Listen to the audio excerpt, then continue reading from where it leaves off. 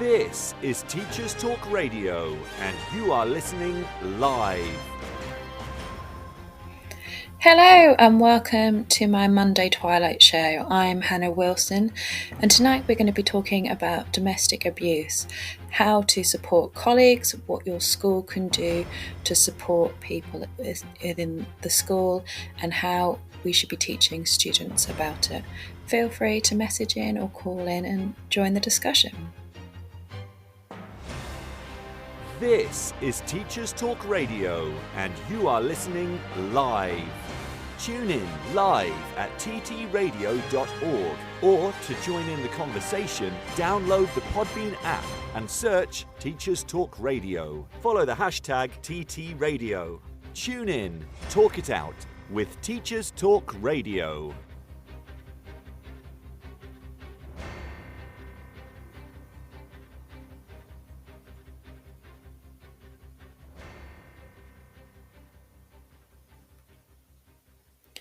Hello and welcome to my Monday night show.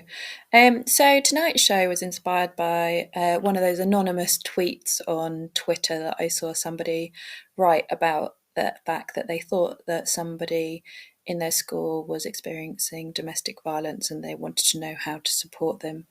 And I think this is a really important thing that schools should know and isn't necessarily acknowledged as much. So I want to speak through different options and places to get support, but also things that you can do and explain kind of the process and the mindset behind it, because it's a very complicated situation and it needs to be dealt with carefully. But also there's a lot of new terminology that's come around, there's lots of new laws that have come about, and I think it's important that we're teaching our students and staff what they mean and how to use them correctly. Firstly, I just wanted to kind of point everyone towards the website called educationalsupport.org.uk, and they have a domestic abuse guide for school staff. Now, I'm quite passionate about this, and I think this is something that schools should include in their policy, a bit like policies for the menopause that have come in and been put into schools over the last year or so. I do think this is something that could be included in schools, but it's definitely worth a read if you're unsure of where to go and what you should be doing. So it's really good. So it explains what domestic abuse is, why it's relevant, and how to spot signs and where to kind of have those conversations and what you need to think about. So there's lots of different things that people will be experiencing. They might be having threats at home. It might be financial abuse. It might be physical abuse. It might be mental abuse. There's lots of different types of abuse. So it's important to consider that it's just because somebody's not been hit doesn't make it not abuse. So you need to think about all the different aspects of it and really understand and not underplay what somebody's going through. But you might notice these are some of the things that it suggests that you might see that might impact the workplace. So reduction in performance, confidence and self-esteem, increased absence from work, increased sick leave, reduced ability to get to work. So those kind of things might become more prevalent and might become more obvious to you. Obviously, if someone's in imminent danger, you need to call 999, but obviously there's the National Domestic Abuse Helpline, and I'll go through some other places that you can find help throughout. I think if you are worried about a colleague, it's important to speak to the relevant staff about it and people that kind of have experience with dealing with it. But if you want to create a really supportive environment, then you can put kind of posters up in staff toilets. I think quite a lot of the unions actually have resources that you can print out and put up, so it's not something you have to create.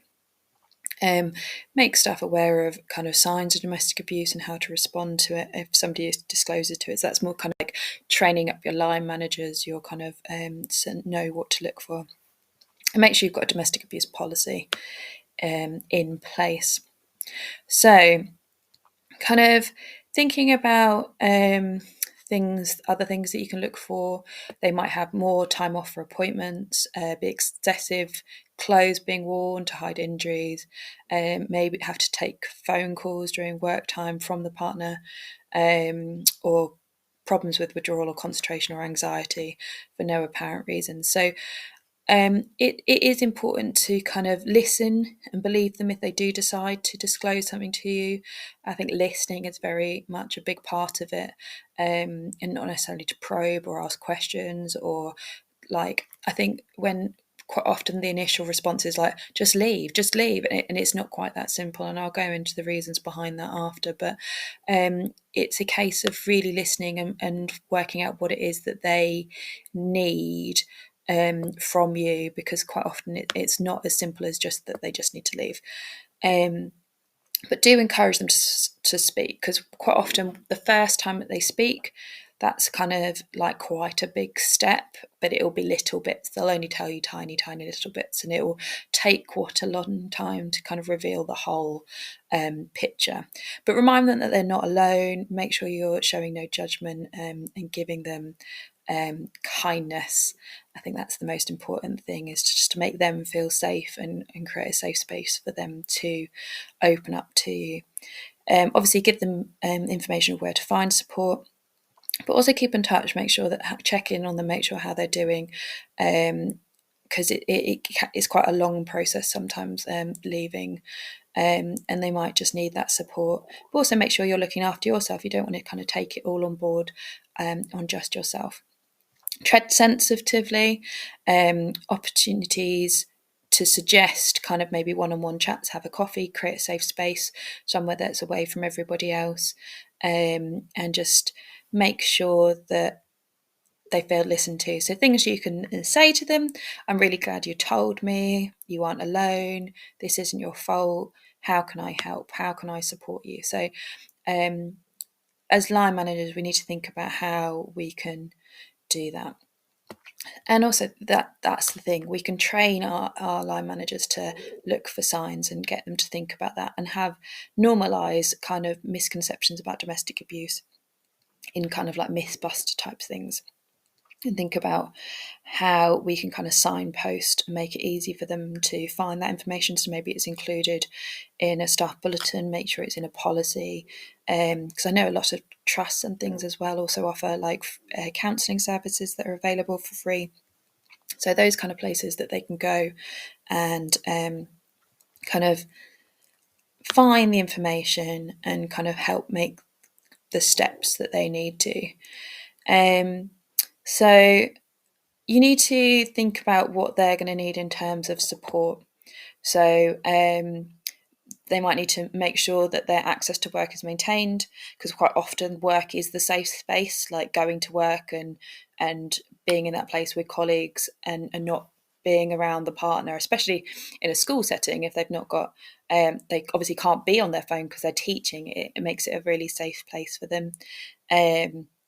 Again, like if they have left, then perhaps there's quite often everyone thinks, oh, just leave, and it's quite often after they leave is actually more difficult than actually with it. When you're there and in it, you can kind of know what to expect, but sometimes the abuse can escalate afterwards. There can be more phone calls, there can be more, especially if they're trying to go no contact, they might come to their workplace.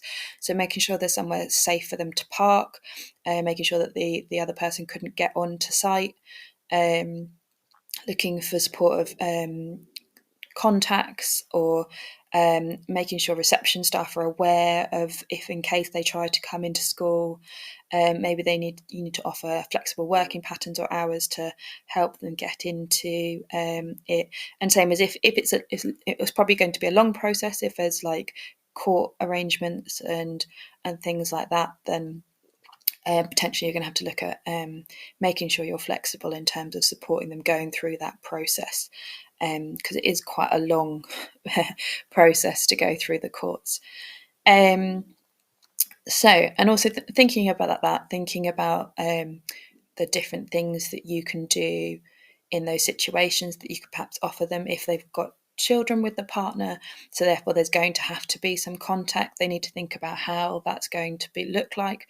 There are some good apps now that you can co-parent through, so you can actually change your number and block them, but they can have access through this app, and all of that is recorded. They can do FaceTime with their children on those apps, and they're recorded, and they can also be submitted to court. So there's like a little safe place, so that quite often it feels like when you've got kids with them that they're always going to have this like hook into you. So it's kind of working out ways to do that, but knowing that there is kind of safe ways to do that, and things like that, like that people perhaps don't know about. They're the extra information. Quite often people know about kind of women's aid and the initial places you can go, but it's thinking about the long-term support to get through the whole process is quite important. So you have got like women's aid. Quite often there's lots of places that have like local abuse services as well. For Norfolk, I know that one is Leeway, and they're lovely and they answer the phone and you can have long chats. You can just have conversations with them, which is great. And sometimes you just need somebody that understands what the abuse is to make you feel valid, because quite often with abuse, it can be quite mentally exhausting, and it's kind of dissecting it and having somebody say, no, that's not the correct way for people to be treated. If there's male survivors, there's men's advice line, and that is the name of it. So there are specific ones that are for male abuse, as well as the National Domestic Abuse Helpline, Domestic and Sexual Violence Helpline. So there's lots of different places to get help from if you need it. Another one I'd say is good to have a read if you want to look up in it is the SecEd did an article called Domestic Abuse, Spotting the Signs and Training Teachers. And this talks a little bit about some different aspects of it. I don't want to go massively into children and domestic violence, but obviously that is a factor as well. 1 in 5 secondary age children have been exposed to domestic abuse, and around 130,000 children live in homes where there is high risk domestic abuse. And in this article, Dr. Julie Leone looks at what schools can do to spot the signs and support victims and train their teachers. So it is kind of really important that we are considering that it is on the rise, and we need to think about how we're supporting our students, because it's not, although we quite possibly always think of it as the kids that maybe are kicking out of school, but quite often it's the quiet ones. They've learned to be quiet. They've learned to not react. The ones that are struggling to get their homework in because they're just trying to do it all themselves, and or might not have that opportunity to. So it's important that we're looking at all types of students when we're thinking about what they might be exposed to. But yeah, 1 in 5 students aged 11 to 17 have been exposed. But 62% of children living with domestic abuse are directly harmed by the perpetrator of the abuse, in addition to the harm caused by witnessing the abuse of others. 2 in 5 children live with abuse and had not been referred to children's services before the family entered domestic abuse support. Many more who have been referred did not receive substantial help. So it is a real issue. It's a real stretch service, trying to make sure that these students are kind of protected. And I think that's one of the things that I want to go into later, is kind of looking at the terminology and the times and things that they need to look for, and know what isn't healthy, because I think that's important. It's not just looking for the kids with the bruises, it's looking at the other aspects as well. And that's the thing that comes with abuse. Abuse isn't just the violence, it's quite often the controlling aspects and things within it. So it's important that we're looking at all kind of areas of abuse and not just the kind of the obvious ones, the things that we instantly think of. Because although granted, yeah, the domestic violence increases when there's a football game, specifically a national one, which we lose, which England do a lot, like when there's been more drinking, those kind of things, specifically like bank holiday, the coronation next weekend, that's going to be kind of a high pressured situation that potentially is going to increase domestic violence. But it's the ongoing abuse that happens the rest of the time that is also worth considering, that it's not just those obvious ones that we kind of think of automatically in our heads when we think of domestic abuse. And quite often the actual victim will think like that as well. They'll think, oh, well, they never hit me, so it's not real abuse. And actually we need to change that stigma and think about how we talk about abuse and what abuse actually is and what healthy relationships are. And I think that kind of also stems in a little bit with kind of the rise of Andrew Tate and the idea that women need to be submissive and need to be controlled and have this role, and actually that's not a healthy viewpoint, and we need to make sure our students are considering that. I believe there is a show on Teacher Talk Radio that discusses that. If you want to have a search through and listen back to that, it is a good one.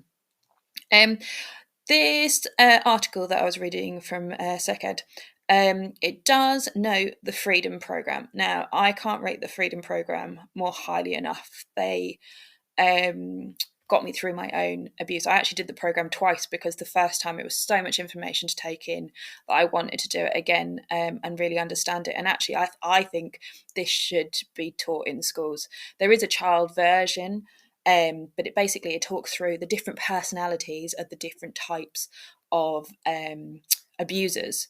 And this is really I think it's really interesting to break it down into those, because quite often that abusers will kind of go over more than one. But it's certainly interesting, and some things I was like, I didn't even know I didn't know that was a thing. But it's really interesting to break it down into these, and I think this should be put into the curriculum personally. But it's really interesting that they picked it out in this article. But it's a free program. It's called Freedom Program, and if you Google it online, you can find it. They quite often have a safe word in it, so if you need to rush off, you can leave. They can also call the authorities for you if you say a certain word, and it's your opportunity to talk to other people, and you have this safe environment where people support you, and just helps you understand what you went through and that it's not your fault, and also to understand what healthy things look like and what you should look like, and understand to see the signs in future. So I'm going to go through these. The first one is the jailer. So the jailer stops you from going out, stops you from working or seeing friends, tells you what to wear and who to see, and makes it difficult for people who care about you to stay in contact.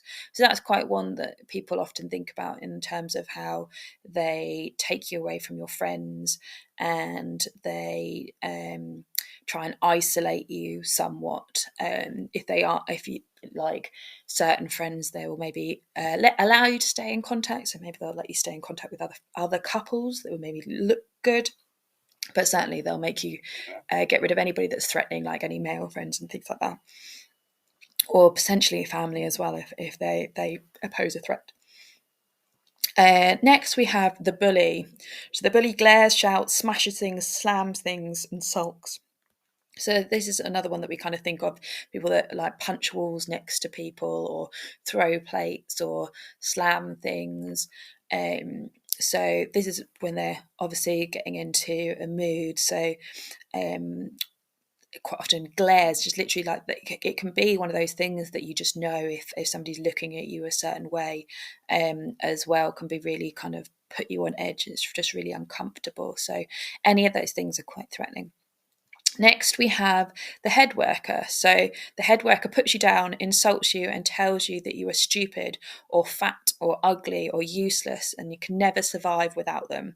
And this is one of their tactics, is that they want to reduce your self-esteem. They want you to feel really, really little, and also they want you to feel like you can't survive without them, that you need them, that nobody else will have you. So, and you'll never be able to do it on your own. So that they're kind of really belittling you and trying to make you feel like you can only survive with them, and really take away any confidence you have. So this might be something that you spot at work, that actually you see somebody, their sparkle's gone, they're starting to just look really deflated, really fed up. Maybe they even put on weight because they're comfort eating, because they're constantly being put down, they're constantly having these insults. Like that's, if you're getting that on a daily basis, it's really draining. So this is one of those that it's not an obvious one of abuse that people think of, but all these things are really kind of negative and putting you down, but also playing into that idea that you then become this trapped with them. They're kind of basically wearing you out psychologically, that you can't survive without them. Next is the persuader. The persuader tells you he will kill himself or you or the kids if you leave. He promises to change, cries, and tells you he loves you, threatens to report you to social services, the benefit agencies, etc. So this is the person that will do anything to keep you, that they will threaten to take the kids from you, will report you, will do things to make sure that you kind of stay. They might say, oh, I'm going to tell them you said this, I'm going to tell you that you said that, in order to make you feel like you just have no options. And this is one of the things, like if you put those two together, if you've got the head worker who's constantly putting you down and you feel like really, really low, and then you've got the persuader that's like, well, if you leave, I'm going to do this, if you leave, I'm going to do that, you're never going to be able to have the kids again if you go, I'm going to take them from you, I'm going to make sure social services think you're an awful mother and or father. So you put those together, it really feels impossible to leave. So this is where you can kind of start seeing that picture as why perhaps somebody doesn't leave, and it's not quite as simple as that. Next, you've got the liar. The liar denies the abuse, tells you it was only a slap, blames you or blames drink or stress or overwork or the kids. So the liar just thinks that basically none of it happened and it's a very kind of limited thing. Like it was only that one time, it was only that little thing, and that it wasn't their fault, they didn't mean to, it was an accident, it didn't really happen, it was just because of this that happened, it won't happen again, and they kind of start telling this web of lies to make you basically feel like the abuse wasn't as bad as they make out to be. So in your head, you're like, oh wow, that was really, really bad, and it was like, oh, it was only this, it was only that, it's not as bad as you think it was, and again, that like kind of works in your brain and kind of makes you feel like what you would think happened wasn't as bad as what it actually was in reality. Like if you were to actually go and tell somebody else what happened, they would not be like, oh, it was only a slap. And I think that's quite a key one. And if when you told somebody else, they wouldn't react like that, that's quite an interesting one to be able to tell them apart. Then you've got the bad father. So the bad father tells you that you are a bad parent, turns on the children against you, threatens to take the children away, persuades you to have his baby, and then refuses to co-parent and uses access arrangements to harass you. So that's one of those things that, again, even if you do decide to leave, the abuse does continue afterwards, and it can be really difficult, especially the first year or two, and using the child as a weapon to get access to you, to get contact with you, to try and regain control of you. And this is quite often why people end up going back to their abusers. People are like, well, why did they go back? And it's like, this is why, because they make it so difficult for people when they've left that actually it's easier to go back. It's easier, it's better for your children. They're not abusing your children if you go back. So it's quite an interesting one in that respect, to really think about what they're being put through in those moments and how they can guard themselves and help themselves to be able to get through that, because it's really, really quite difficult. Next, we have the king of the castle. So the king of the castle uses money to control you, expects you to do all the houseworks, and treats you like a slave. So the king of the castle, like literally, is the guy that kind of thinks that they own you. You're there to be your slave. You are expected to do everything. That like doing housework is beneath them. They've been at work. You need to do everything, and it kind of, they're not a team player. They're not somebody that's going to be helping you. They're very much expecting you to do everything, even if you're on your knees and being like, I really need you to help. Like they're like, no, it's your job, you do it. I'm not doing it, I don't want to, you're doing it. So that's why quite often, if you see colleagues, quite often they'll be more tired because they're literally having to do everything. And then the last one is the sexual controller. So keeps you pregnant, rapes you, or rejects you sexually. So that one's quite full on one. I didn't realise until I went through the Freedom Programme that those actually like kind of pregnancy trapping. They will quite often keep you pregnant to try and make sure that you can't leave. So there's lots of different kind of aspects of that. So that one is a very, very devious person and a difficult one to escape from. So it's definitely worth looking at those. So there are graphics on it produced by Miss Craven, and there's a book called Living with the Dominator that you can purchase. So if it's something that you're interested in and want to know more about, then you can kind of purchase that and read that, and it might help you support staff in kind of looking or understanding those different things. So they're the different types of abuser, and I started kind of discussing how those different things stop you kind of from leaving a situation when people are like, oh, just get help, just leave. And I think that's the thing with it, is it is really difficult. So on top of that, I want to kind of bring in some different terms that are quite often used with domestic violence, and the type of people that use it and things. So quite often, domestic abuse is linked with somebody with narcissistic personality disorder. And I've done a lot of research into narcissistic personality disorder, and it's generally done from people who had difficult childhoods that weren't loved, and weren't nourished, and had quite traumatic childhoods, and they didn't build this normal schema. So when they've scanned people with narcissistic personality disorder, they've not had the same schema in their head as a normal child. And quite often it's this idea that actually they never felt love like a normal person in a normal family. So they're trying to replicate what they see as normal, but they don't really know what that is. So they don't really feel like kind of empathy or anything, but basically they're trying to use people to kind of get to that status. So I saw something on Instagram, so I was going to read it, which kind of describes narcissistic abuse in kind of 30 seconds or less, but it might take me a bit longer to read it.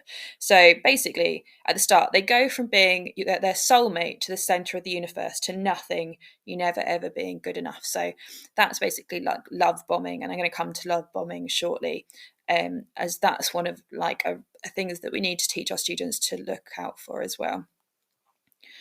So you give them everything you have until there's nothing left in you. They take it all, give you nothing, and make it seem like you never did anything for them. You're left drained in every aspect of your life, mentally, emotionally, spiritually, and often financially. And they blame you for it all and play the victim. So the idea there is that, like, kind of narcissism, they kind of lure you in. There's a couple. If you're really interested in narcissism, there's a couple of guys on Instagram who are self-professed narcissists, and they now try and help other people understand narcissism. So they're definitely worth. If you want to really understand it, have a look into those. But they discuss things like being a narcissist is, and they call the people that they absorb in their life, they call their supply. Okay, and they call it about having a supply. So the person that they're with is their supply, and they generate from their kind of all their needs. If that supply dries up, they'll get another one. Quite often they'll cheat and have other supplies on the side that they'll be getting other things from. So it's this idea that the people are that like this supply, that they need to get the love and attention and their needs met by these other people because they're not capable of doing their own needs. So at the start, a narcissist will quite often love bomb somebody. So there's an article last week, I want to say. Yes, April was last week. That the CPS have recognised love bombing as a sign of abuse and how to spot it. So if you want to read that, you can do. But basically, love bombing is kind of the idea that at the start, somebody is like showering you with gifts, but not necessarily always gifts, but like loads of attention, lots of compliments, texts, phone calls, making loads of promises, Future faking is quite a strong one. So like they'll be like, oh, you're like the woman of my dreams, like I can't wait to have children with you, I can't wait to go on holiday with you, oh my gosh, I imagine like us getting a house together. Like they will kind of constantly say about things that are going to happen in the future, that they kind of want to help manipulate you and help make you think that they're the perfect man, or woman. There are narcissistic women as well. I think everybody is a little bit narcissistic. There's a little bit of narcissism in everybody. We all like to kind of do the little white lies to get what we want, or but it's really looking at the level of narcissism that's within it. So they might be really needy, they might have excessive kind of adoration towards you, they might say that they're falling in love, or they've fallen in love really quickly. And actually I've had that a couple of times, and as soon as a guy that I haven't met tells me that they're falling in love with me, I'm like, nah, gone. It is kind of a very much a tactic that they want you to feel like they're the one, and everything is perfect and you have so much in common. So quite often they'll read your profile, they will pick up on things that you say in conversations and be like, oh my gosh, you love the beach, I love the beach too, oh they're my favorite. And actually like you date them in a couple of years down the road, like, I hate the beach, it's just really sandy. I'm like, I go to the beach like 3 times a week, 6 times a week in the summer, like, but actually it was all a lie just to kind of get hooked at the start. So it is really important to kind of think about kind of teaching students to look for love bombing, because you might end up getting lots of butterflies and feeling really excited by this person and all the attention that you're getting, but actually those butterflies are actually probably your anxiety and actually being set off that actually this is wrong, this isn't right. They're your kind of warning bells, not your butterflies of kind of being excited. And I think that's something that we need to tell students to be wary of and consider, and thinking about kind of what it is that we need to look for. And they quite often, if you pull them up on anything, they might be like, oh no, you're just overreacting. And then also like kind of redirect the conversation. So if you try and have a proper conversation, they might kind of redirect it to something else. They might also do insecure thoughts like, oh, you'll never find anyone with a connection like this, things like that. They will compliment you, and if you don't compliment them back, they will kind of fish for them. They'll tell you something about themselves, like a fear or something that's happened to you, to try and get you to connect. Quite often they might often even find out something about you to try and connect on the same level. So love bombing is a really kind of interesting thing that kind of we must kind of educate people into looking at the signs of it. So I will read the technical definition of love bombing in the full instance. So let me just get that one up. Got clicked on the wrong side. So things like they lavish you with gifts. They can't stop complimenting you. They bombard you with phone calls and texts. They want your undivided attention. So quite often they'll ask you if they're talking to other people, things like that. They try to convince you that they are your soulmate. They want commitment and they want it now. So they'll try and like go exclusive really early, maybe move in really quickly. They get upset when you place boundaries. So when you try and slow things down and kind of put in boundaries, they kind of don't really accept them very well. They're quite needy. They're overwhelmed by their. You feel overwhelmed by their intensity. You feel unbalanced. So that's kind of lots of signs of it. Where's the other one? But love bombing is an attempt to influence a person by demonstration of affection and attention. It can be used in different ways and for either positive or negative purposes. Psychologists have identified love bombing as a possible part of a cycle of abuse and have warned against it. It's been described as psychological manipulation in order to create a feeling of unity within a group against a society perceived as hostile. So it's really interesting. I would definitely recommend kind of looking into love bombing if you've never heard of it before. But it's certainly kind of quite often how majority of abusive situations start, and it creates this false narrative that you're like, but they used to be really good. They used to really help. They used to do all of these amazing things, but actually it was just this false persona that they put on for the first like 3-4 months. That's probably as long as they can hold it up, to try and create you think, and then you're kind of hooked. So you are then kind of attached to them, and quite often they'll do it that there will be so many compliments, that you'll kind of then they start to kind of withdraw those, and then they turn to that the head worker, and they start saying that you're stupid or you're ugly or you're fat or nobody else would survive without you. And just as the point where they get you to the lowest that you could possibly go, then they'll give you that compliment and they'll hook you in, and it kind of becomes this cycle that, as a victim, that you're kind of really looking for that. You only get the positives from them, but it's that you're kind of almost reliant on, when am I going to get that praise? I'm going to do everything I possibly can to get that positive compliment from them.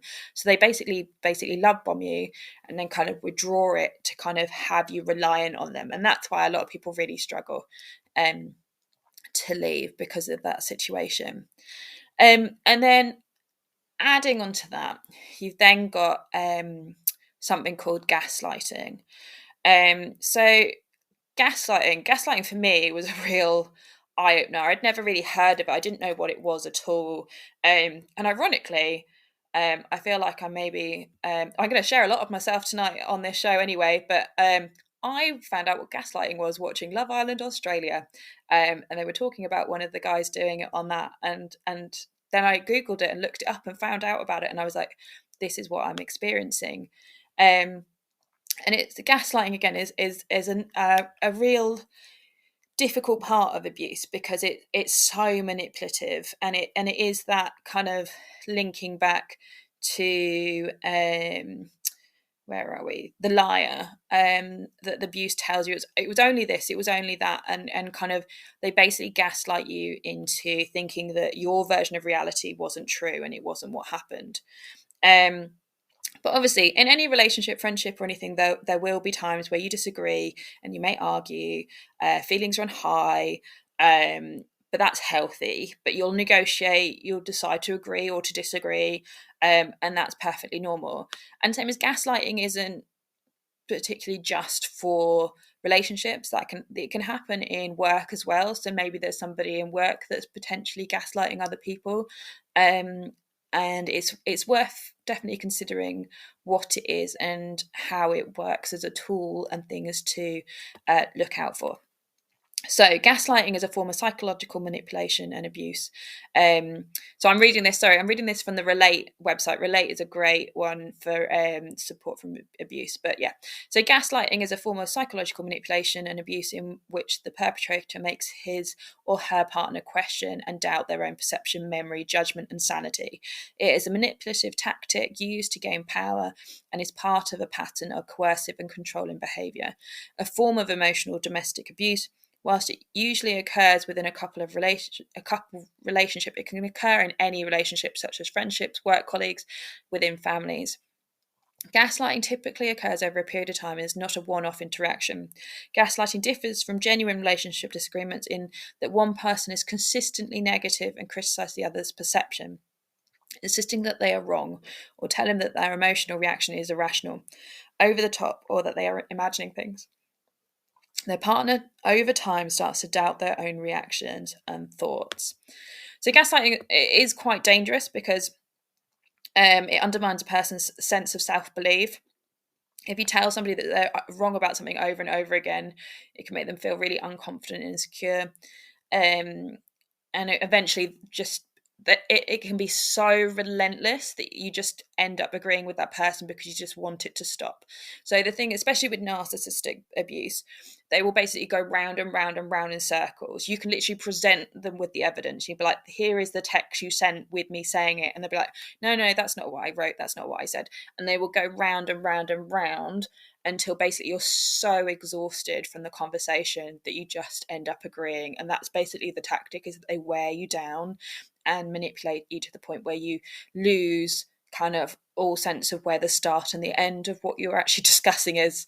And this can be really, really difficult because you can lose a sense of self. You might then become completely compliant with the abuser. They might cut themselves off from friends and family because they've like completely kind of wiped you as to what reality is, and quite often you'll come depressed and sometimes even suicidal. So this is like a really dangerous side of gaslighting. um so and quite often as well, like if you're they'll say something and they'll be like, no, you're crazy, it wasn't like this, it was like that. What do you think? No, you're completely wrong. And it's that kind of conversation that they're kind of completely destroying everything that you're saying it is and what happened, even though you can know 100% in your mind exactly what happened. You'd be like, no, it happened this way, this was what happened. And they will just keep going and going and going and wear you down until you end up agreeing with their renditions of how things happen.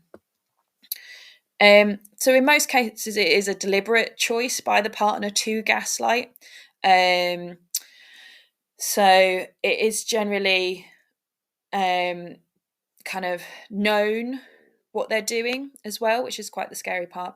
And it does happen in work settings as well. You could be continuously blamed for situations or decisions that are not your responsibility. You may find yourself being undermined by another colleague for no justifiable reason. You may be left out of office communications or not informed about meetings. It may be just purely down to envy, or they're trying to push you out, they don't want you there. So it can happen in a school setting, in a workplace environment, and I've certainly heard of it in other schools. So it is again one of those taking stock, writing it down, discuss it with somebody impartial, and make sure that it's not kind of in your head that it has happened how you think it is. But it's important to do something about it if you are in the situation before it becomes habitual. And I can definitely agree with that. With the idea of it going round and round and round, and they kind of keep manipulating you in this situation to believe their truth rather than your truth. The best way I can describe it is, it's almost like this is how I imagine like cults to work. Like they go and they go and they go until your perception of reality doesn't exist. And I felt it when I left and I went through the Freedom Project. That like the more I went through the Freedom Project, the more the fog lifted, and the more I literally felt like I'd been brainwashed into kind of accepting the alternative narrative to what happened. Like when I had been hit, it was always an accident, it was never meant. And it was kind of very much that he was trying to get my phone. If I just let go of my phone, he wouldn't have hit my stomach. And in that situation, like I kind of believed that it was genuinely an accident. But like in reality, if you look at it back at it now, if I say it out loud, I feel really stupid. Like I'm like, well, he shouldn't have even been trying to grab my phone in the first place. That's not a kind of normal situation. So it is kind of one of those that, as well, if you do suspect a colleague of going through it, is kind of reminding them what healthy options are to help them define the narrative. And that was one of mine. Like my friend left, her other half left, and she got in contact with me to go and sea swimming. We used to beach lifeguard together in our early 20s, and it was really nice having her reach out. And I was like, yeah, in the summer holidays, my son is in nursery, we can do that, that would be great. It would be like, it was really nice. And my the abuser, he was at work, so he couldn't control that situation, which was really, really nice. And I suddenly started doing something that was for me. And I sat there on the beach and we were chatting afterwards, and she said that she was going through therapy and she was watching all these self-help videos. And one of them was saying about how that you need to think about you. So if you are in this situation, you need to think about you. Do something that is going to make yourself happy. So either then, because this was based on a scenario that her ex had left, and it was, she wasn't sure whether they would hopefully get back together. But basically it said the idea is that you look after yourself, you put yourself first, you concentrate on yourself, and either they fall back in love with you because you found your spark again, or you're then strong enough and independent enough to leave. And that probably saved my life, to be honest. And that is my biggest thing, that because leaving is not a quick, easy thing to do. So if you are in that situation and you are considering it, then definitely kind of build up to it. Do something that is good for you and kind of work out how to build your self-confidence. And then you'll have enough to kind of create a scenario to kind of leave. Once you start feeling more like you again, and less like the gaslit version that they've kind of made you into, you can then perhaps maybe start talking to other people, specifically colleagues, because that workplace is a really safe place, and it's important that it stays that way as well. So obviously the consequences of gaslighting over time is that you're basically letting them get away with it in order to have a quiet life. That's written here, and it's very, very true. So it can significantly damage both your mental well-being and your relationship. And if even though discussing their behaviour with your partner feels unsafe and fills you with fear because of how you think they might react, then you should seriously consider ending the relationship and swiftly moving on. And obviously that's the thing, quite often you feel brave enough and you want to discuss it with them, and you say, look, how you treated me is not okay, but then they'll gaslight you into it. So it's kind of this really big cycle, but really understanding what gaslighting is and understanding if they're using it on you is a really important way. And I think that's something that we really need to teach our students, to understand what gaslighting is, so they can recognize the signs early on and not be manipulated. So it's really important that we're kind of educating people on what it is, because quite often people will use gaslighting incorrectly and be like, oh, you're gaslighting me. And it's that I will correct kids and be like, nope, that is not what it means. So it is important that we're considering how to use it properly. So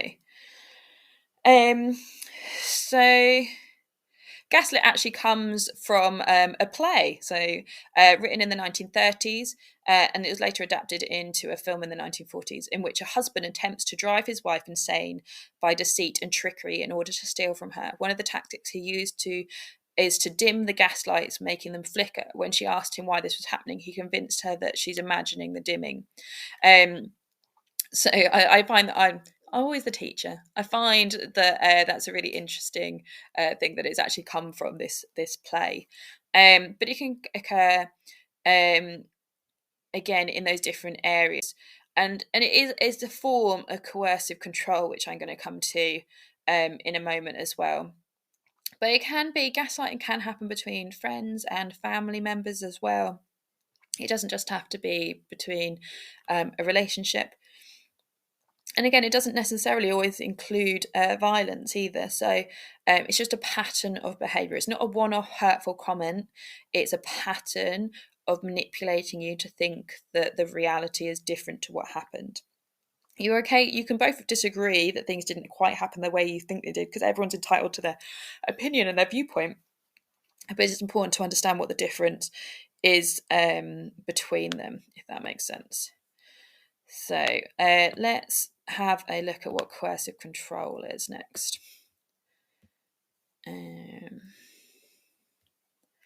So coercive control. So coercive control is another kind of phrase. So these are my phrases that I wanted to kind of get in and discuss. So we've had love bombing, we've had gaslighting, and now we've got coercive control. So it's an act or pattern of acts. Let me start that one again. Coercive control is an act or pattern of acts of assault, threats, humiliation, intimidation, or other abuse that is used to harm, punish, or frighten their victim. This controlling behaviour is designed to make a person dependent by isolating them from support, exploiting them, depriving them of independence, and regulating their everyday behaviour. So this is what Women's Aid says about coercive control. So like I said, I'm trying to use a range of different sites. So there really is lots of places to look for information and understand what is available to us. And that's the great thing about this, is that especially like Women's Aid, that it's all free. You can call them, you can leave messages, you can tell them times to call back, they can do it as well, so they can do it in if there's a situation which needs to be safe. They always start it as well, that there's like, if there's a situation you need to say something and hang up or go, and things like that. So there's lots of steps when you call these type of places that try and make you safe and make it a safe situation. So even if you're really scared, do call them and speak to them when you get a chance, because there's lots of ways that they can try and support you. But yeah, so coercive control. This controlling behaviour is designed to make a person be more isolating from different situations. It has now been made a criminal offence. So this is something that Women's Aid campaigned for, and I think it's great that it's in there, and it's marked a huge step forward in tackling domestic abuse. But we want to make sure that everyone understands what it is. And it's really, really hard to prove coercive control. I remember speaking to a police officer, and specifically if you've got kids, she's like, that it's really hard to prove in court. So it's really important that if you are in that situation, that you do log everything. Also, another law that was changed last year. Previously, you had to report what happened to you within 6 months of the situation. For me, the last time they were violent was in January, and I left in August. And then when I reported it to the police in August, it was out of the 6 months window, so they couldn't prosecute.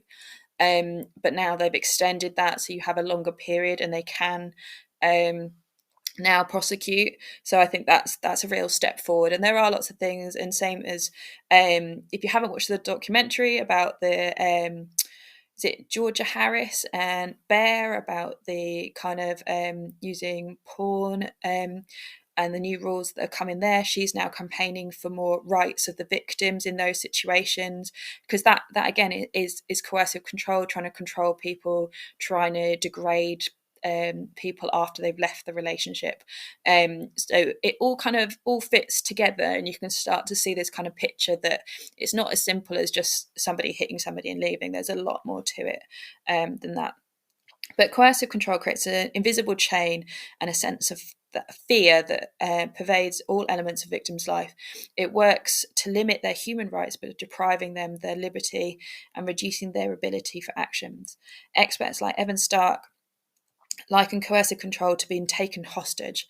As he says, the victim became captive in an unreal world created by the abuser, entrapped in a world of confusion, contradiction, and fear. So how do you know if it's happening to you? So are you isolated from friends and family, depriving you of basic needs such as food, monitoring your time, monitoring you via online communication tools or spyware, taking control over aspects of your everyday life, such as where you go, where you can sleep, depriving you access to support services such as medical services, repeatedly putting you down, saying you're worthless, humiliating, degrading, dehumanizing you, controlling your finances, making threats or intimidating you. And I think that's one as well that isn't necessarily considered, is the side of the financial controlling. Quite often they will like control the finances, have a joint account, have everything put into that joint account. Maybe you don't necessarily have the passwords for it, and they make it really financially difficult for you to leave. And it is that idea that you can't survive without them. You can't take the kids and survive. You can't pay that mortgage. I'm going to make it as difficult as humanly possible when you leave, and it is really difficult in that situation. Same as when I left, my ex came back to the house and refused to leave. My mum called the police, and at that point I hadn't reported the domestic violence. They couldn't do anything about it because his name was on the records for the house. So he was fully entitled to be there and be abusive. And same as he was then actually there in front of my mum, he was doing the things that we mentioned earlier. He was saying that he was going to say that I forged his signatures on documents and stuff to try and get more money out of the house and things. And it wasn't, once I had reported it to the police, they then put an alert on my house. So I do highly recommend that if you do leave, do tell the police. Quite often you can also tell the police before you're leaving to make them aware and say, I'm going to leave on this day at this time. If I call from that address, please make sure somebody comes straight away, because this is going to happen. So kind of really protecting yourself. And it just means that you're just by protecting yourself and putting that extra barrier in place, that you're that in that protected area, that they will come to you quickly if they receive a phone call from that number. I don't even think they have to necessarily hear you speak. They'll just know that it will come up with that number and that address. So they will come. But like I said, coercive control is quite hard to record, but they are trying to make it easier and be better at prosecuting it. So there were 17,616 offences of coercive control in the year ending March 2019, whereas the year before, in 2018, there was 9,053. So the amount of cases is increasing that people are reporting it. So, and again, it doesn't have to be just between a couple. It could be to relationships or family. So if they're calling your family and threatening them afterwards, or saying, if you don't do this, I'm going to do this. Like I had it that when I said I was going to go through CSA, there was a lot of financial coercion in terms of withholding child support and things like that. And when I said I was going to go through CSA, I was very much threatened. And my mum was called, and it was and actually when it all went through, that became very evident as to why that was happening. So it's really important that you put barriers in. And like I said before about the app that you can get, so you can block their numbers and they can just contact you through that app. So it's for your child. Because it can be quite difficult. They'll quite often use FaceTimes or calls with the child to try and get hold of you and contact you. But the best thing you can do with a narcissist or an abuser is no contact. And it is really difficult because society has this big portrayal that we must co-parent like in the movies, we must hang out at soccer, we'll all have Sunday lunches together and be this big happy family. And actually that's not the reality. That's not going to do your mental health. You've been in that relationship where you've been abused and you've done what they need you to do constantly for this time. It takes a while to get out of that cycle of allowing them to abuse you and coercively control you. So it's really important that you're putting in those steps to have no control. So if you are supporting them, it's try your best to try and get them to go no contact. It's really hard, but if they go no contact, that is what is going to really help them reset themselves and keep busy. So it's really important that try and get them. That would be my one bit of advice for anybody that's doing it. Try and make sure that they go no contact and really reduce everything down to a minimum. You can have contact centres, you could have third-party pickup places and spots. So just don't let them have that opportunity to start that controlling cycle again. So I'm just going to play the news and then we will have some more chats about tips and things that you can do to support colleagues. This is Teachers Talk Radio, and this is Teachers Talk Radio News.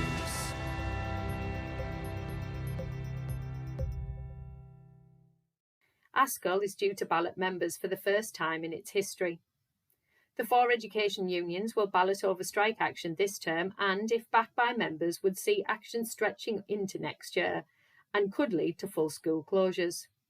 The government continues to hold its position that the most recent pay offer is fair and reasonable and that next year school funding will be at its highest level in history. Schools Week covers the further implications of school funding issues in a story about the cuts some head teachers are making. In a survey conducted by the National Foundation for Education Research for the Sutton Trust, it was found that schools are cutting back on school trips, teaching assistants and IT equipment to help balance stretched budgets. Responses from 1,428 primary and secondary teachers show 50% of senior leaders said their school had cut back on trips and outings this year. Schools in the most disadvantaged areas were most likely to be impacted by cuts to trips. The research suggests that in secondary schools, leaders are also cutting back on subject choices at both GCSE and A-level. The Department for Education has estimated schools overall could afford $2.4 billion in new spending between 2022 and 2024 before facing net pressure on their budgets. but the Confederation of School Trusts warned its members could face a prolonged period of financial challenge due to pay rises and other increasing costs if more funding was not forthcoming. The Sutton Trust's poll also showed that some school leaders are using pupil premium funding to plug budget gaps. The report also underlines the issue of recruitment into the sector, with the NFER predicting that the DFE will again miss its recruitment into initial teacher training target this year. Meanwhile, the TES focused on a DFE funding rule change to help schools hit by falling pupil numbers due to a decline in birth rate. Schools that are not rated good or outstanding will be eligible for additional funding. Other changes will be introduced from 2024 to 25, and councils will set expectations around the minimum funding they must provide to support schools with significant increases in pupil numbers.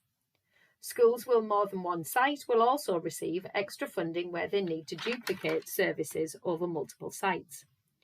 Falling birth rates mean there are projected to be 500,000 fewer pupils in English state nurseries and primaries in 2028 compared with 2022. Nurseryworld.co.uk reports on the findings of its recent survey into staff wellbeing around Ofsted inspections. In the article on its website, it reports that over 3,000 owners, managers and staff responded to questions around mental health and wellbeing and the impact of inspections.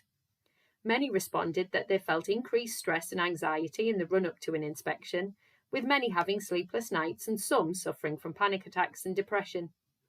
The possibility of losing funding, should a setting be judged inadequate, was also mentioned. Full details of the survey can be found on the Nursery World website. The Guardian reports that a record figure of £4.8 billion interest has been added to student debt in Britain last year. The government has more than doubled the amount of money it makes from charging interest on student loans, as graduates face borrowing costs of almost twice the rate set by the Bank of England. The Office for National Statistics said the accrued interest had doubled from £2.3 billion in the previous year. The forecast average debt among the cohort of students who started their course in 2021 and 22 is £45,800 when they complete their course. Finally, the Morning Star in Scotland reports that increased spending per school pupil is failing to deliver improved outcomes. Spending per pupil has risen to £8,500 in Scotland, compared with around £7,200 across England, Wales and Northern Ireland.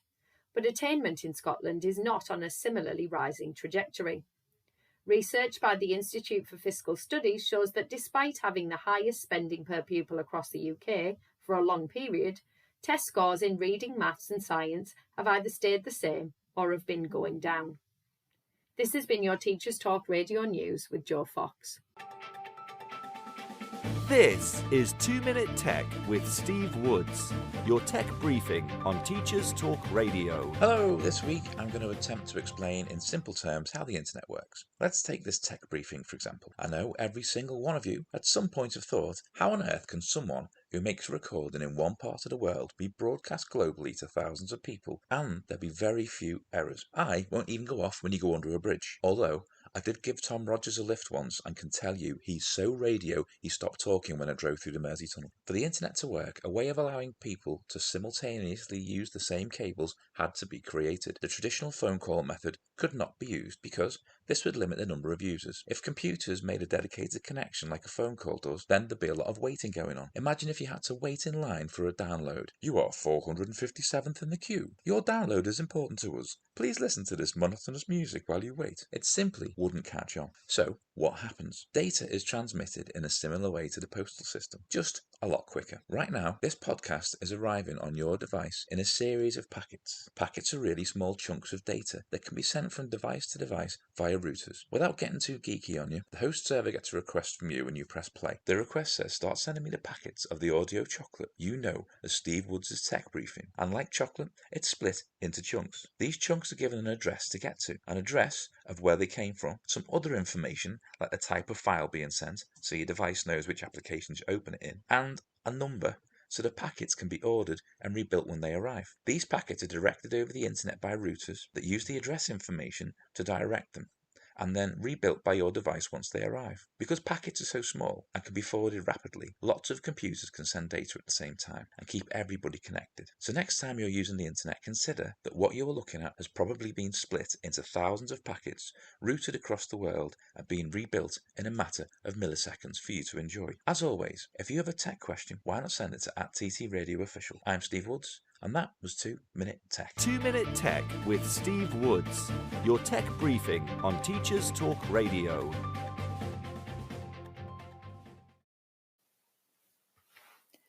Hello and welcome back. So previously I was talking about the different signs that we need to teach our students to understand. So we want them to understand what love bombing is and what it looks like, so that they're not just excited by all the gifts and get lured into a situation that's unhealthy.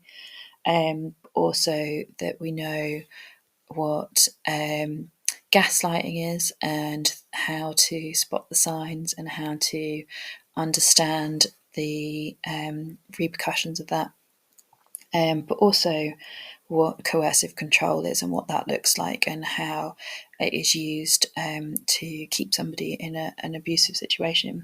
But the things that we can kind of encourage students to do from the kind of start of relationship is to make sure that actions match their words. And I think that's something that we need to make sure that we are teaching our pupils when looking for a healthy relationship, that what people say that they're doing, they are following through on, and it's not this bravado of speech to lure you into a situation, that they are genuine and their actions follow. So very much we need to make sure that students are kind of almost drilled into them that but they need to really look at what somebody's doing and the way they are treating other people as well. And I think there's a great little YouTube video about consent and the cup of English cup of tea, and the idea you wouldn't just go drink from somebody's cup of tea. You'd ask to make the cup of tea before you have a drink, and I think it should be taught alongside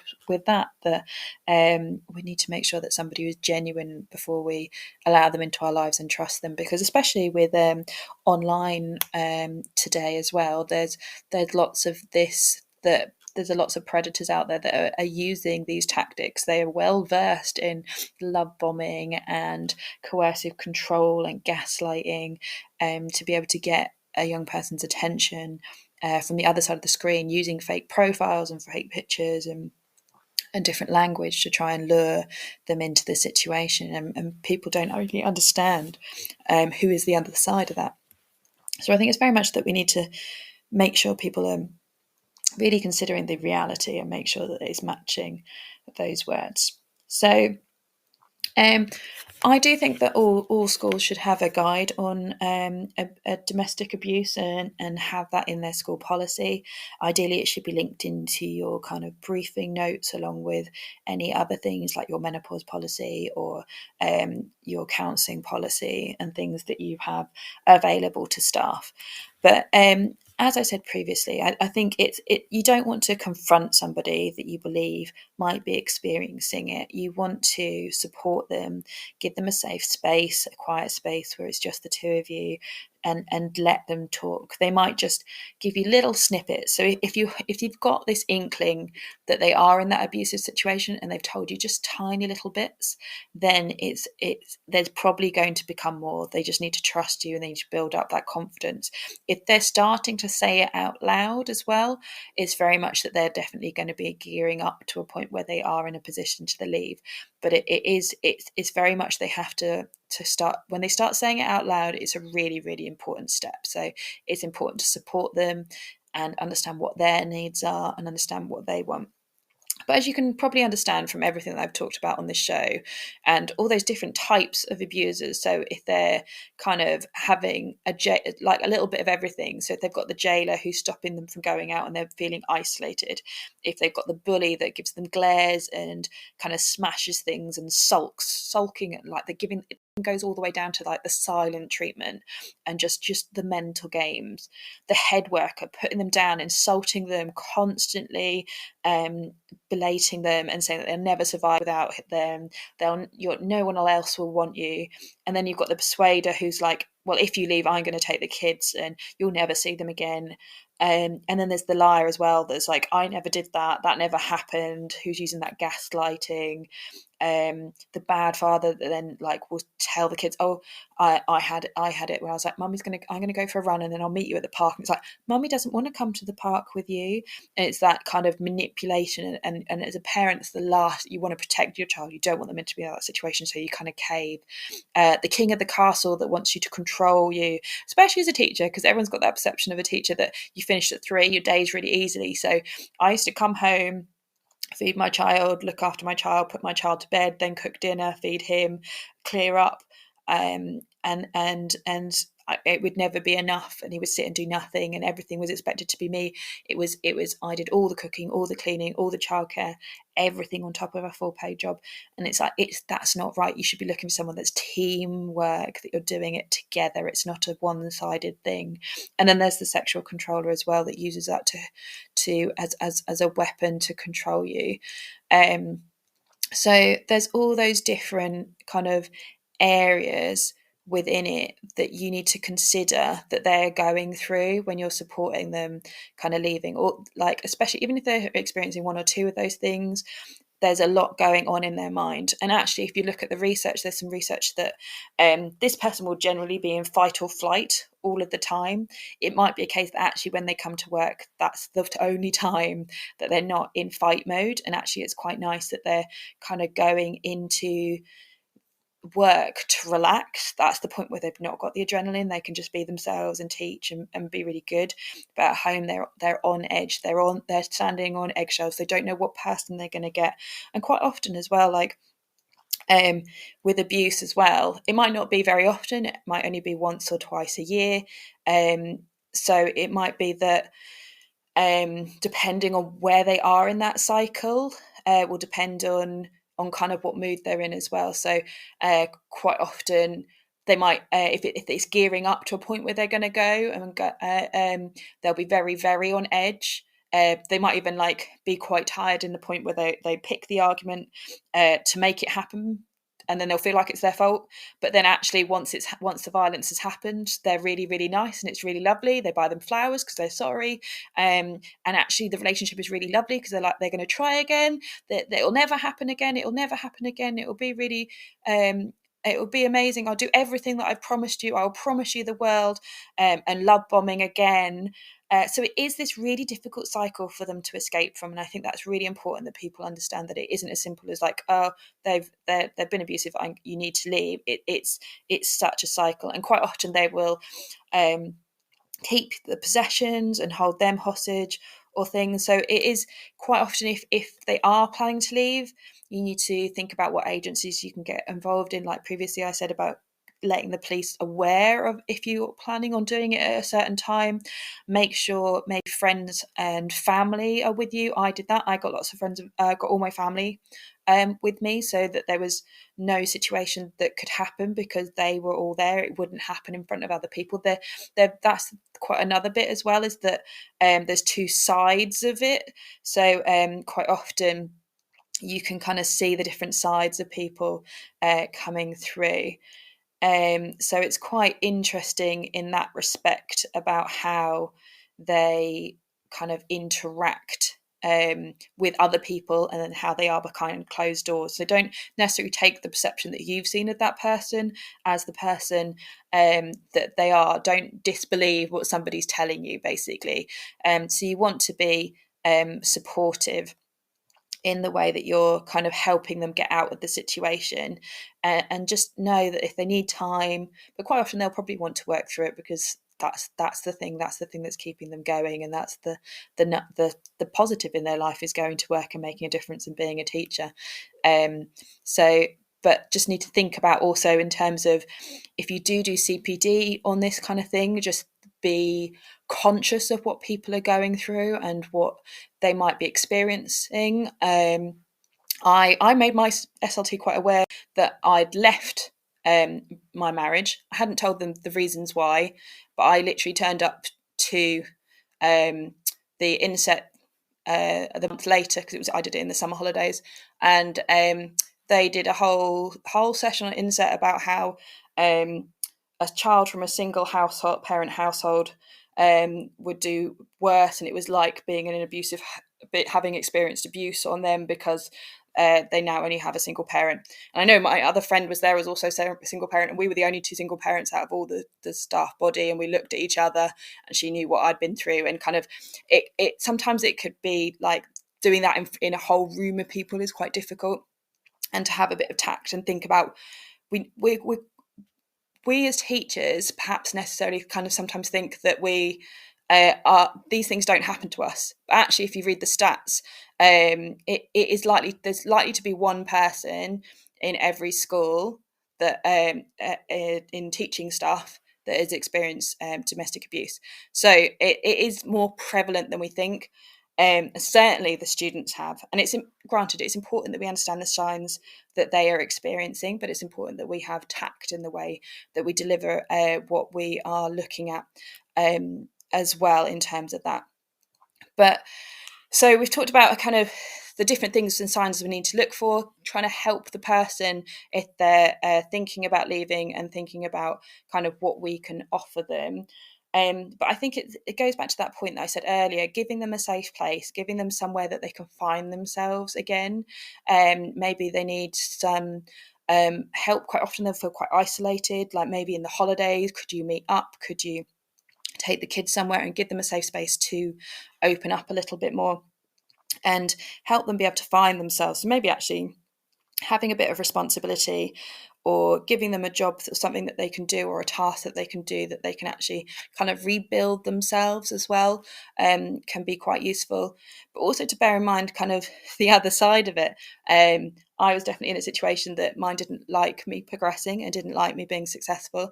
So every night when I got a little bit stressed out for an interview, or was trying to prep for an interview, that would definitely be a situation for me, because it was about me. So therefore he would make it into a situation that was about him, because it very much couldn't be about me. So it's also thinking about kind of situations where pressure points that might happen, like if they're coming in after the World Cup, things like that, thinking about the situations that they might be in that kind of might put pressure on points. It might be a case that cost of living or something like that, the end of the months before payday can be quite difficult as well, and also pinch points for abuse. So it might be a case of just educating and making aware and looking for those situations. But I think it's mostly important that schools have policies and they have taught their line managers of how to deal with those situations and know what to look for and how to support them, because it really isn't as simple as just leaving. And it's making sure that if they have admitted it and they have left or are planning on leaving, it's the support you put in afterwards, because the abuse does not stop when they leave. It continues on for much further than that, and much further than you think it is. It's a good couple of years quite often. Like I said, I did the Freedom Project, which I highly recommend, and quite often you can they have a little side group chat which everyone supports, and it's really nice. And it is that from that coercive control, you constantly think that your reality and how you see things and what happens to you and the way they act is normal, but it's not actually normal. It's very much abnormal behaviour. So saying the way they acted out loud to somebody, or messaging a group of people and getting them to be like, no, that is not right, can also kind of just make them feel supported and lifted. So I think that's very much something, if they do mention something in passing, that they might be testing and kind of going, is this normal? Very much kind of go, no, this would be more kind of how I'd expect somebody to react in that situation. Could be quite a kind of a good way of kind of helping them kind of understand situations and just making them feel supported. There might be points where they do have to step out and have more appointments and things, and get that support in place, because especially if they do leave and then have to go through the court process, that's going to put a lot of financial strain on them, as well as kind of time constraints. The processes are quite long and full on in terms of kind of going through the courts, and they're very, very costly. I would also very much advise anybody that does leave and have children that they consider getting a childcare order, as well as a consent order in terms of your finances. Because if you don't get one of those and then something happens later, they can turn around and try and get money later. So you want to, as part of that, no contact, trying to really, really reduce down that contact with them, that you are getting rid of that opportunity for them to try and manipulate you over finances at any point. So do cut that off, and cut that off early. Don't, even if it means you have to move or change your situation, it's important to kind of cut it and keep that contact. Don't give them anything that they can try and coerce you with. And same as with the children.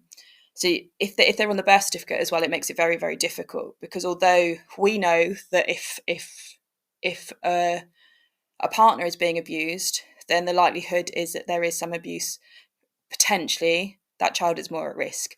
But until they've done anything, the police can't do anything if they're on there. So, for example, I've had it that at Christmas we were meant to have half the day each. I was going to my sister's because they were in London, and my niece was really ill, and we wanted to go see them. But I broke my foot previously, and he asked me if I was still going to drop him off, and I said, I don't know, it depends. I've got a hospital appointment. If they say I can drive, then that'll be no problem. I can drop him off. I never said it. He wasn't going to have him. It was just going to be like, it might not be me driving, but we didn't really have a long chat because we have limited contact. Next thing I know, I get a message saying he's keeping him and he's not returning him. He's going to keep him for the whole Christmas. I'm not getting him back, which is also an issue because he has medication and he didn't have enough medication for the situation. But the police would not do anything about it because there's no order against him, because that costs thousands of pounds to go through the court. So definitely make sure you have a childcare order, because then if they do break it, they don't return them, they try and do anything manipulation wise, definitely get that. And then you've got the consent order to cover yourself financially against them, so they can't try and take anything or come back at you for that way. So it's really important to kind of break that cycle of abuse as soon as you can afterwards. It's really, really difficult, but the quicker you do it, the easier it is to kind of go no contact. And it does get better. But it is about, especially with a narcissist, like I defined earlier, they are never going to change. A narcissist can't change. They don't have those pathways in their brain. They don't know how to not use things that don't benefit them. And unfortunately, that goes for the children as well. So the child, as I spoke about earlier about supplies, a child is a supply. Whilst they're young, they're giving them attention. When they buy them presents, they get praise. When they take them out and do the stuff, they get praise. When that child gets older and starts kind of perhaps seeing the manipulation, seeing the things they're telling them, and then like sending them back home to repeat, they kind of will cotton on to that kind of behaviour and understand it, and perhaps then not want to have contact with them. But it's they don't necessarily love the child like a normal person loves, and it's really sad, and I do feel sorry for them for that. But essentially, that is narcissism. Their brain isn't wired in the same way. They don't have the same schema, the same pathways to understand what love is and be empathetic. So it's important that you kind of understand that there will be some manipulation afterwards and after the fact, and how you can support them. Because, to be honest, treading eggshells in the situation is quite often easier than the kind of trying to regain control afterwards. So it's really important to think about what you can offer the staff, especially if they do disclose that they're going through all that. They might just do it all by themselves, and not tell anybody, or maybe they tell people after once it's kind of healed and they're out of that situation. But if they're lucky enough to let you in, then just be there for them and help them and guide them, and just help them rebuild themselves, because they will find themselves. They would have very much lost themselves. Like I said earlier, it's very much being in an abusive situation and kind of having those different types of abuser. So like specifically the head worker. So the head worker that puts you down, makes you feel like kind of stupid, fat, ugly, like unable to do anything, can't survive on their own. Like if once they've kind of built that into you, and then the gaslighting, it didn't happen like that. That isn't what you didn't have abuse like that. That's not abuse. I never did that. That's not what I said. You're imagining things. That's not what happened. And you've kind of been in that for quite a significant amount of time. It is going to take quite a long time to kind of retrain yourself to trusting yourself and understanding yourself. And it's that as well with they actually say because you're in that fight or flight mode quite a lot when you're in the abusive situation, that actually it affects your hippocampus, and actually it affects your memory. So actually people from who suffer from abuse actually have kind of issues with memory loss for a little while until they start rebuilding that back up, because there's just been so much adrenaline from the fight or flight mode. And then that adds to the gaslighting as well, and they're not being able to trust yourself and not being able to trust what you remember, and their manipulation of the situation. So I highly recommend writing everything down as well, especially the things that happen afterwards. Get a diary, log it, because although it's kind of one-sided, you can also put that into the courts as well. And also it just helps in terms of kind of logging everything in your memory and making sure you've got everything in order, every tiny little detail that you can possibly think of, like kind of picking up late when they called you when they asked you not to, if they've tried contacting you when they've been told not to, things like that. And same as use those third-party apps. Or like I even had a family member, so they had to message my family member before they could get to me. Things like that. Put in barriers. There's and same as remove them from social media, remove all their friends from social media, block them, try and really reduce that non-contact. Facebook do a thing as well, that if you can ask for a break from someone and they will like block them for you, they won't put them on your stream. So if you don't feel brave enough to initially do that, or you're worried about their reaction if you did that, then you could do something like that. I ironically did that, and then mine thought he'd deleted me, and then he deleted me and I hadn't. But I was like, no. And then he tried to add me back because he wanted to see what was going on. I was like, no, you did that yourself. I am not responsible, but I am not adding you back. And actually, it's quite a lot of freedom, but do make sure you're removing everybody else. And again, that kind of makes your actions max word. Make sure you're not adding strangers, because quite often they'll make fake accounts and try and find and manipulate in that way as well. So it's a really difficult experience to go through, and you do come out stronger the other side. There is lots of positives to having been through it and survived it, and feeling like you can survive anything afterwards, and having a support group and doing something like the Freedom Project, or calling and speaking to Women's Aid or Leeway or any of the helplines, and just speaking to somebody, no matter how many times as well, because you're made to feel like it's all in your brain, you're imaginizing, you're dramatizing it, that you actually feel like you can't call them. There's somebody worse off. There's somebody else needs to call. Somebody else needs to speak to them. I'm not worthy to call them. But it is really important that you do reach out and you keep speaking out, because when it's having that person on the other end of the line, or having that colleague that goes, no, that kind of behavior isn't okay, and this is what we can do. This is how we're going to react to it. This is how we're going to keep you safe and protect you from it further. And I think it's a really, really tricky situation. And I do think we need to teach students more about it and have them have a greater understanding of what to look for and what those key words are, and understanding what they are, to really make sure that we're making sure people's intentions are pure and good, and that we're not kind of being controlled or lured into something because somebody wants the things that we have. I like to think, I thought of it as that I was a very, very happy person. I had a lot going for me. I had a great family, and that was what he wanted. He wanted to understand what being happy was. He wanted to understand what a good family was. So I was everything that he wanted in his life. So I was able to provide that. I was his supply.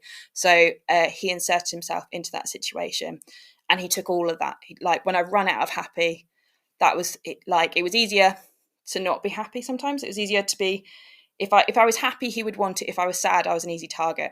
So it's easier to just be monotone. So that's something to kind of look out for in colleagues, that if they are just perhaps sticking on that one level, they're not being as sparky as they normally are, or they don't seem quite right, that's quite an indicator that they've just become this middle ground, because it's easier to be that than the other options. But that's the thing, I have got my sparkle back, I've got my independence back, and I've become back to the person that I was prior to it. So it's important to know that you can find yourself again. It is a process, but you are strong enough. If you're strong enough to leave, you're strong enough to survive the bit after. Don't go back. But it is easy to understand when you read through the different personas how people get lured into that. And if they do go back, support them, help them, make them better equipped for the when they maybe achieve it the next time. I think on average it takes a woman 7 times to leave their abuser officially, which is quite scary in itself as a fact.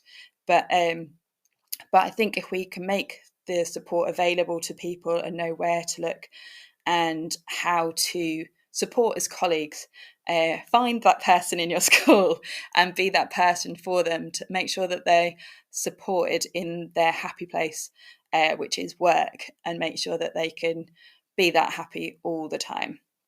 So I hope you've enjoyed the show. That went past very, very quickly. But like I said, I've signposted a lot of places to go look for information. But people are more than welcome to message me, Hannah Wilson, and I'm happy to answer any questions or help anybody if anybody needs it. Thank you very much for listening.